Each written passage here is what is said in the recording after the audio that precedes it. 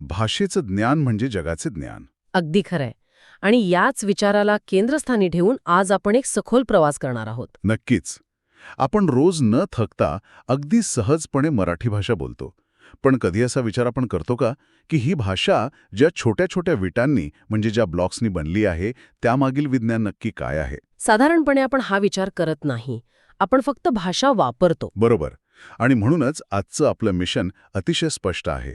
आपण थेट भाषेच्या सर्वात लहान घटकापासून म्हणजे अगदी मुखातून बाहेर पडणाऱ्या ध्वनीपासून ते संपूर्ण व्याकरण आणि वर्णमालेच्या प्रवासापर्यंतचा प्रत्येक तपशील समजून घेणार आहोत. आणि महत्वाचं म्हणजे आज आपण कुठलाही तपशील स्किप करणार नाही आहोत. सर्व काही डिटेलमध्ये प्रिपेअर करून अगदी मुळापासून समजून घेणार आहोत. हो, कारण माहितीच्या या महापुरात रोज नवनवीन गोष्टी कानावर पडत असतात. नक्कीच पडतात. पण कोणत्याही भाषेचे नियम, तिची मूलभूत रचना आणि तिचा पाया समजून घेणं हा एक प्रकारचा फार मोठा बौद्धिक पाया असतो. हे असं आहे बघा की आपण एखादी भव्य आणि सुंदर इमारत रोज पाहतो. पण ती इमारत उभी राहण्यासाठी ज्या अदृश्य विटा, सिमेंट आणि गणिताचा वापर झालाय त्या घटकांचं विश्लेषण आज आपण करणार आहोत. म्हणजे भाषा कशी काम करते हे एकदा सखोलपणे समजले की मानवी विचार करण्याची प्रक्रियाच अधिक स्पष्ट होते. ठीक आहे, तर आपण हे उलगडून बघूया. भाषेची ही भव्य इमारत नक्की कोणत्या क्रमाने उभी राहते? कारण आपण थेट वाक्य बोलतो, पण या निर्मितीचा एक अतिशय सुंदर क्रम आहे. होय. प्रवासाची सुरुवात होते ती वर्ण या घटकापासून. त्यानंतर तयार होतो अक्षर. अक्षरांपासून शब्द बनतो. शब्दांचा विशिष्ट अर्थपूर्ण क्रम लावला की वाक्य तयार होते. अगदी बरोबर. आणि अनेक वाक्यांच्या एकत्रीकरणातून उतारा बनतो. आणि या संपूर्ण भाषेचे, तिच्या रचनेचे स्पष्टीकरण करणारे जे शास्त्र आहे त्याला आपण व्याकरण म्हणतो. हा क्रम खूप लॉजिकल आहे, पण या प्रवासातील पहिली पायरी समजून घेतानाच अनेकदा खूप गोंधळ उडतो. वर्ण आणि ध्वनी यातील फरकाबाबत. हो, तोच फरक. हे थोडे बारकाईने समजून घेण्यासारखे आहे. मी सांगते. ध्वनी हा भाषेचा अत्यंत मूलभूत घटक आहे. तो जिवंत आहे, प्रवाही आहे आणि मुख्य म्हणजे तो अमूर्त आहे. अमूर्त म्हणजे त्याला स्वतःचा असा आकार नाही. बरोबर. आपण मुखावाटे जो कोणताही आवाज काढतो तो हवेत विरून जातो. तो ध्वनी असतो. त्याला स्वतःचे असे भौतिक अस्तित्व नसते. पण तोच आवाज जेव्हा आपण लिहून काढतो. हो, जेव्हा आपण त्या मुखावाटे निघणाऱ्या मूल ध्वनींना एका कागदावर लिहून ठेवतो, त्यांना एक मूर्त, कृत्रिम आणि कायमस्वरूपी स्थिर रूप देतो, तेव्हा तो लिखित आवाज वर्ण बनतो. म्हणजे ध्वनी हे केवळ उच्चारक्षम आणि कानांना ऐकू येणारे असतात. आणि वर्ण हे त्या ध्वनींचे डोळ्यांना दिसणारे लिखित चिन्ह किंवा प्रतीक असते. हा फरक समजण्यासाठी आपण एक अतिशय उत्तम उदाहरण घेऊया. समजा लक्ष्मीनारायण हा एक शब्द आहे. आपण तो किती सहज एका सेकंदात उच्चारतो. खूप मोठा शब्द आहे तसा तो. हो, पण जर आपण या शब्दाचे अक्षरशः ऑपरेशन केले, त्याचे अगदी लहानात लहान तुकडे केले, तर ते कसे दिसतील? ल अधिक अ अधिक क श अधिक म अधिक ई असे पूर्ण फोड करत जावं लागेल. बरोबर. हे जे ल अ क असे मूळ तुकडे आहेत, ज्यांचं यापेक्षा अधिक विभाजन करताच येत नाही, त्यांना आपण वर्ण म्हणतो. भाषेचा सर्वात लहान ध्वनी घटक आहे, ज्याच्यावर भाषेचा संपूर्ण डोलारा उभा आहे. आणि या संदर्भातनं स्वन आणि स्वनिम या दोन अत्यंत महत्वाच्या संकल्पना येतात, ज्या अनेकदा खूप गुंतागुंतीच्या वाटतात. स्वन म्हणजे इंग्रजीत ज्याला आपण फोन म्हणतो ते का? होय. स्वन म्हणजे भाषेत वापरला जाणारा कोणताही ध्वनी. हा जो स्वन असतो ना, तो भाषा निरपेक्ष असतो. तो कोणत्याही भाषेत असू शकतो. म्हणजे तो व्यक्तीनुसार, तिच्या बोलण्याच्या पद्धतीनुसार बदलूही शकतो. नक्कीच. पण जेव्हा हाच भाषा निरपेक्ष ध्वनी एखाद्या विशिष्ट भाषेत प्रत्यक्ष वापरला जातो, तेव्हा त्याचे उच्चारण थोडे बदलते. त्याला त्या विशिष्ट भाषेचा एक पक्का संदर्भ प्राप्त होतो. आणि मग तो स्वनिम बनतो. अगदी बरोबर. इंग्रजीत त्याला फोनिम म्हणतात. पण हे थोडं म्हणजे अनेकांच्या डोक्यावरून जाण्याची शक्यता आहे. हे स्वन आणि स्वनिम नक्की कसे वेगळे करायचे? अतिशय सोप्या पद्धतीने कसं सांगता येईल? यासाठी आपण एक सोपं चित्र डोळ्यांसमोर आणूया. स्वन म्हणजे कुंभारवाड्यात असलेली कच्ची माती. ती माती जगात कुठेही सारखीच असते. तिचा मूळ गुणधर्म तोच असतो. पण स्वनिम म्हणजे त्या कच्च्या मातीला मराठी भाषेने स्वतःच्या साच्यात घालून दिलेला एक विशिष्ट आकार. जसे की गणपतीची सुंदर मूर्ती. हो, जेव्हा तो ध्वनी मराठीच्या साच्यात बसतो तेव्हा तो स्वनिम बनतो. उदाहरणार्थ मराठीत गती, गुलाम, बाग या शब्दांमध्ये येणारा जो ग आहे तो मराठी भाषेचा एक विशिष्ट स्वनिम आहे. त्याचा उच्चार मराठी भाषिक एका विशिष्ट पद्धतीनेच करतात. बरोबर. इथेच खरी मजा येते, कारण ध्वनी आणि वर्णांच्या या खेळातून आपण आता रोपिक नावाच्या एका अत्यंत महत्त्वाच्या टप्प्यावर येतो. अलीकडच्या भाषिक अभ्यासात, विशेषतः 2024च्या अद्ययावत विश्लेषणामध्ये हा एक अतिशय कळीचा घटक मानला गेला आहे. रूपिक म्हणजे नक्की काय? रूपिक या शब्दाला इंग्रजीत मॉर्फीम म्हणतात. व्याकरणिक विश्लेषणामध्ये हा लघुतम घटक असतो. म्हणजे सर्वात लहान. हो, अतिशय सोप्या भाषेत सांगायचे तर भाषेतील अर्थपूर्ण असा लहानात लहान घटक म्हणजे रूपिक. इथे अर्थपूर्ण हा शब्द खूप महत्त्वाचा वाटतोय मला. खूपच महत्वाचा आहे. ज्याचे अधिक लहान अर्थपूर्ण तुकडे करता येत नाहीत अशी रचना म्हणजे रूपिक होय. एक सेकंड, इथे मला एक प्रश्न पडलाय. तुम्ही म्हणताय अर्थपूर्ण घटक.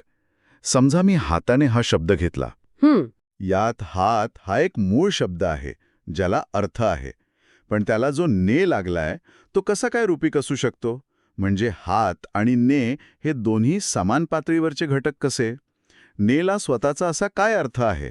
हा अत्यंत अचूक आणि खरंच विचार करायला लावणारा प्रश्न आहे. ने या शब्दाला स्वतःचा असा एकटा काहीच अर्थ नाही, हे अगदी खरे आहे. मग पण जेव्हा तो हात या शब्दाला जोडला जातो तेव्हा तो एक व्याकरणिक अर्थ प्राप्त करून देतो. तो क्रियेचे साधन दाखवतो. म्हणजे क्रिया हाताद्वारे झाली हा अर्थ त्या नेमुळे प्राप्त होतो. एक्झॅक्टली. म्हणून हात हे एक रूपिक आहे आणि ने हे दुसरे रूपिक आहे. या दोन्ही घटकांना स्वतःचा असा एक अर्थ किंवा व्याकरणिक कार्य आहे. समजलं. पण जर आपण फक्त ह अधिक आ अधिक त असे तुकडे केले तर ते फक्त वर्ण राहतात, ते रूपिक बनत नाहीत. कारण नुसत्या ह किंवा त ला स्वतःचा असा काही स्वतंत्र अर्थ नाही, पण हात या शब्दाला अर्थ आहे. अरे वाह! म्हणजे व्याकरणातील प्रत्येक छोट्या प्रत्ययाला स्वतःचे असे एक वजन असते. तर याच अर्थपूर्ण ध्वनींच्या प्रवासात पुढचा टप्पा येतो तो अक्षरांचा. हो, अक्षर या शब्दाचा मूळ अर्थच खूप सुंदर आहे. जे कधीही क्षय पावत नाही किंवा नष्ट होत नाही ते अक्षर. बरोबर. आपण काढलेला आवाज हवेत काही सेकंदात नष्ट होतो, पण जेव्हा आपण त्याला एक विशिष्ट खूण देतो, लिहून ठेवतो, तेव्हा ते कायमचे राहते, ते अमर होते. म्हणूनच अक्षरांना ध्वनिचिन्हे असेही म्हणतात. आणि या अक्षरांच्या बाबतीत एक अतिशय महत्वाचे गणितीय सूत्र आहे. कोणते? ते असे की कोणताही स्वर हा स्वतः एक स्वतंत्र अक्षर असतो. म्हणजे अ हे अक्षर आहे, क हे पूर्ण उच्चारले जाणारे व्यंजनही अक्षर आहे, कारण त्यात क हे व्यंजन आणि अ हा स्वर असे दोन वर्ण एकत्र आलेले आहेत. पण जर आपण फक्त क्व असा पाय मोडून लिहिला, ज्याला व्याकरणाच्या भाषेत आपण हल म्हणतो, तर ते अक्षर मानले जात नाही, कारण त्यात स्वर मिसळलेला नाही. थोडक्यात सांगायचे तर पूर्ण उच्चारलेला वर्ण म्हणजेच अक्षर. आणि याच अर्थपूर्ण अक्षरांना जेव्हा आपण एका ठराविक क्रमानं लावतो तेव्हा शब्द तयार होतो. हे क्रम खूप महत्वाचे आहेत. हो, गवत हा शब्द आहे कारण त्याला आपल्या परंपरेत एक अर्थ आहे. पण जर तीच 3 अक्षरे आपण तवग अशी उलटी-सुलटी लिहिली तर तो शब्द बनत नाही, कारण त्याला काही अर्थ नाही. या शब्दांचा स्वतंत्रपणे वापर करता आला पाहिजे. आणि जेव्हा हेच अर्थपूर्ण शब्द एका विशिष्ट क्रमाने एकत्र येऊन पूर्ण अर्थाचा विचार व्यक्त करतात तेव्हा त्याचं वाक्य बनतं. हे सर्व ऐकताना साहजिकच एक प्रश्न निर्माण होतो की भाषेचे हे जे सगळे गुंतागुंतीचे नियम आहेत, हे जे अनुशासन आहे, त्याला आपण व्याकरण म्हणतो. पण व्याकरण म्हणजे नेमकं काय आणि ते कोणी ठरवलं? खूप महत्वाचा प्रश्न आहे. यावर महर्षी पतंजली यांनी अतिशय मोजक्या पण प्रचंड सखोल शब्दांत एक व्याख्या केली आहे. शब्दानुशासन? हो, व्याकरण म्हणजे शब्दानुशासन होय. शब्दांवर असलेलं अनुशासन किंवा नियंत्रण. विचार करा, जर हे अनुशासन नसते तर भाषेचं काय झाले असते? कोणीही कोणतेही शब्द कसेही वापरले असते आणि संवादाचा पूर्ण गोंधळ उडाला असता. नक्कीच. याशिवाय दादोबा पांडुरंग तरखडकर यांनी अतिशय सुंदर विचार मांडला आहे. ते म्हणतात की व्याकरण हे असे शास्त्र आहे ज्याद्वारे भाषेचे तत्वज्ञान होते, तिचे आतले नियम कळतात, जेणेकरून शुद्ध काय आणि अशुद्ध काय हे समजते. आणि मो के दामले यांनीही स्पष्ट केले आहे की भाषेचा व्यवहार कोणत्या नियमानुसार होतो हे सांगणारे शास्त्र म्हणजे व्याकरण. या व्याकरणाचा इतिहासही खूप रंजक आहे बरं का. तो केवळ नियमांपुरतं मर्यादित नाही, तर त्यात एक मोठा सांस्कृतिक प्रवास दडलेला आहे. हो, मला वाटतं मराठी व्याकरणाच्या पहिल्या पुस्तकाचा संदर्भ इथे खूप गरजेचा आहे. तुम्हाला ऐकून आश्चर्य वाटेल की मराठी व्याकरणाचे पहिले छापील पुस्तक एका मराठी माणसाने नाही, तर एका इंग्रज माणसाने लिहिले होते. William carry. अगदी बरोबर. The grammar of Marathi language हे पुस्तक विल्यम कॅरी यांनी 1805 मध्ये लिहिले. राष्ट्रभाषेचे व्याकरण हे दादोबा पांडुरंग तर्खडकर यांनी 1836 मध्ये लिहिले. हा ऐतिहासिक संदर्भ भाषेचा प्रवास समजण्यासाठी खूप महत्वाचा आहे. जर आपण हे आता थोड्या मोठ्या संदर्भाशी जोडले ना, तर आपल्याला दिसेल की भाषा ही प्रवाही असते. ती एखाद्या नदीसारखी असते आणि काळानुसार ती स्वतःचं पात्र बदलत जाते. हो, आणि हे बदल आपल्याला आपल्या वर्णमालेत अतिशय स्पष्टपणे दिसतात. आपली जी पारंपरिक किंवा जुनी वर्णमाला होती ती जर पाहिली तर त्यात एकूण 48 वर्ण होते. यात 12 स्वर, 2 स्वरादी आणि 34 व्यंजने यांचा समावेश होता. अनेक दशके आपण याच वर्णमालेचा अभ्यास केला. पण बदल हा निसर्गाचा आणि भाषेचाही नियम आहे. 6 नोव्हेंबर 2009 रोजी महाराष्ट्र शासनाने एक अत्यंत ऐतिहासिक शासन निर्णय काढून आधुनिक वर्णमाला स्वीकारली. हो, कारण भाषा जशी वाढते तशी इतर भाषांमधील शब्दांची गरजही भासू लागते. इंग्रजी भाषेचा प्रभाव खूप वाढला. ॲपल, बॅट, ऑफिस, बॉल यांसारखे शब्द मराठीच्या रोजच्या व्यवहारात इतके मिसळून गेले की त्यांच्या उच्चारांसाठी आपल्या पारंपरिक वर्णमालेत स्वरच नव्हते. आणि म्हणूनच या नवीन वर्णमालेत आता 52 वर्ण आहेत. प्राध्यापक अरविंद मंगरुळकर यांनी सुचवलेले ॲ आणि अ हे 2 नवीन इंग्रजी स्वर अधिकृतपणे समाविष्ट करण्यात आले. ज्यामुळे स्वरांची संख्या 12 वरून 14 झाली. भाषेने काळाची पावले ओळखून स्वतःला कसे अपडेट केले याचे हे एक उत्तम उदाहरण आहे. त्याचबरोबर प्राध्यापक महादेव पांडुरंग सबनीस यांनी सुचवलेली क्ष आणि ज्ञ ही 2 विशेष संयुक्त व्यंजनेही वर्णमालेत जोडली गेली. त्यामुळे 48चा आकडा आता 52 वर गेला आहे. हा बदल खूप काही सांगून जातो. आता आपण या वर्णमालेच्या अगदी गाभाऱ्यात जाऊया. सर्वात आधी येतात ते स्वर. स्वरांचा उच्चार हा अतिशय स्वतंत्र असतो, नाही का? हो, जेव्हा आपण स्वर उच्चारतो तेव्हा ओठांचा एकमेकांशी किंवा जिभेचा मुखातील कोणत्याही भागाशी स्पर्श होत नाही. हवा अगदी मोकळेपणाने बाहेर पडते. म्हणूनच त्यांना अच असेही म्हणतात. बरोबर. आणि स्वरांचे त्यांच्या उच्चाराला लागणाऱ्या वेळेनुसार अतिशय वैज्ञानिक प्रकार पडतात. हो, हे प्रकार पूर्णपणे वेळेवर आणि मात्रेवर आधारित आहेत. ज्या स्वरांचा उच्चार करायला कमी वेळ लागतो, म्हणजे फक्त एक मात्रा वेळ लागतो, त्यांना ह्रस्व स्वर म्हणतात. हे आखूड उच्चाराचे असतात. उदाहरणार्थ अ, ई, उ, रू, रू असे एकूण 5 ह्रस्व स्वर आहेत. आणि ज्यांचा उच्चार लांबट असतो आणि जास्त वेळ घेतो त्यांना दीर्घ स्वर म्हणतात. आ, ई, उ हे 3 दीर्घ स्वर आहेत. आणि जेव्हा 2 वेगळे स्वर एकत्र येऊन एक नवीनच स्वर बनतो तेव्हा त्याला संयुक्त स्वर म्हणतात. ए, ऐ, ओ, औ हे 4 संयुक्त स्वर आहेत. स्वरांची निर्मिती कशी होते यावरूनही त्यांचे 2 महत्वाचे प्रकार पडतात ना. हो, जे स्वर स्वतः सिद्ध किंवा स्वयंभू आहेत ते कुणापासूनही बनलेले नाहीत, त्यांना सिद्धस्वर म्हणतात. उदाहरणार्थ अ, ई, उ. पण जे स्वर इतर मूळ स्वरांपासून बनले आहेत, त्यांच्यावर प्रक्रिया होऊन तयार झाले आहेत, त्यांना साधित स्वर म्हणतात. हे अगदी गणितासारखे आहे. अ आणि अ एकत्र आले की आ हा साधित स्वर बनतो. तसेच अ मध्ये ई मिसळला की ए तयार होतो. याशिवाय ज्या स्वरांचे उच्चारस्थान मुखात अगदी एकच असते त्यांना सजातीय स्वर म्हणतात. जसे अ आणि आ. आणि ज्यांचे उच्चारस्थान वेगवेगळे असते त्यांना विजातीय स्वर म्हणतात. जसे अ आणि ई. स्वरांनंतर येतात स्वरादी. या शब्दाचा अर्थच त्याच्या नावात दडलेला आहे. ज्यांच्या आधी म्हणजे आदी स्वर आहे ते स्वरादी. यात 2 अतिशय प्रमुख घटक आहेत. पहिला अनुस्वार, ज्याचा उच्चार नाकातून अत्यंत स्पष्ट आणि खणखणीत होतो. उदाहरणार्थ चिंच, आंबा किंवा तंटा. आणि दुसरा आहे विसर्ग, ज्याचा शब्दशः अर्थ आहे हवा किंवा श्वास बाहेर सोडणे. विसर्गाचा उच्चार करताना ह सारखा एक हलकासा पण स्पष्ट आवाज येतो, जसे की स्वतः किंवा दुःख. हे उच्चारताना आपण प्रत्यक्ष श्वास बाहेर फेकतो. इथे एक अतिशय रंजक गोष्ट अशी आहे की अनुस्वारांच्या वापराबाबत मराठी व्याकरणात एक अतिशय विशिष्ट आणि सुंदर नियम आहे, ज्याला आपण परस्वर्ण किंवा अनुनासिके म्हणतो. म्हणजे आपण शब्दावर अनुस्वार न देता त्याऐवजी अनुनासिक अक्षरांचा अर्धा भाग वापरतो ते. अगदी तेच, यालाच परस्वर्ण म्हणतात. पण हा नियम असाच मनमानी पद्धतीने कुठेही वापरता येत नाही. त्याचे एक कडक शास्त्र आहे. हो, या नियमाच्या काही अतिशय ताठर अटी आहेत. पहिली अट म्हणजे अनुस्वाराच्या पुढे येणारे अक्षर हे स्पर्शव्यंजन गटातीलच असले पाहिजे. आणि ही परस्वर्ण संकल्पना फक्त तत्सम शब्दांनाच लागू होते, म्हणजे जे शब्द संस्कृतमधून जसेच्या तसे मराठीत आले आहेत. उदाहरणार्थ, गंगा हा शब्द लिहिताना आपण ग वर अनुस्वार देतो, पण परस्वर्ण वापरून तो गंगा असाही लिहिला जातो. का? कारण ग हा क वर्गातील आहे आणि क वर्गाचे अनुनासिक हे आहे. तसेच घंटा शब्द परस्वर्ण नियमानुसार घंटा असा लिहिला जातो, कारण ट वर्गाचे अनुनासिक अण आहे. पण यात एक अतिशय महत्वाचा आणि लक्षात ठेवण्यासारखा अपवाद आहे.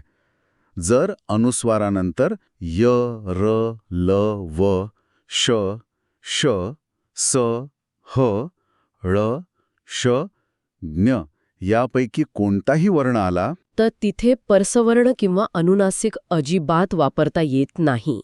तिथे आपल्याला अनुस्वारच द्यावा लागतो. म्हणूनच सिंह, संयम, संशय हे शब्द आपण परस्वर्ण वापरून लिहू शकत नाही. कारण या वर्णांसाठी मुखात असे कोणतेही विशिष्ट स्थान नाही जिथून आपण अनुनासिकाचा उच्चार करू शकू. आता आपण वर्णमालेतील सर्वात मोठ्या आणि तितक्याच गुंतागुंतीच्या गटाकडे वळूया, व्यंजने, ज्यांची संख्या तब्बल 34 आहे. स्वरांचा तो स्वतंत्र आणि मोकळा बाणा आपण पाहिला, पण भाषेत असेही काही घटक आहे जे स्वरांच्या कोबड्यांशिवाय उभेच राहू शकत नाहीत. ती म्हणजे व्यंजने.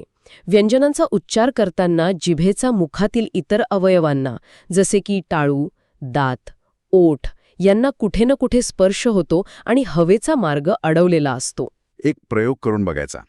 तुमचे दोन्ही ओठ एकमेकांना न चिटकवता प किंवा ब बोलून दाखवा. ते अजिबात शक्य नाही, कारण प वर्गातील व्यंजने ही ओष्ठ्ये आहेत.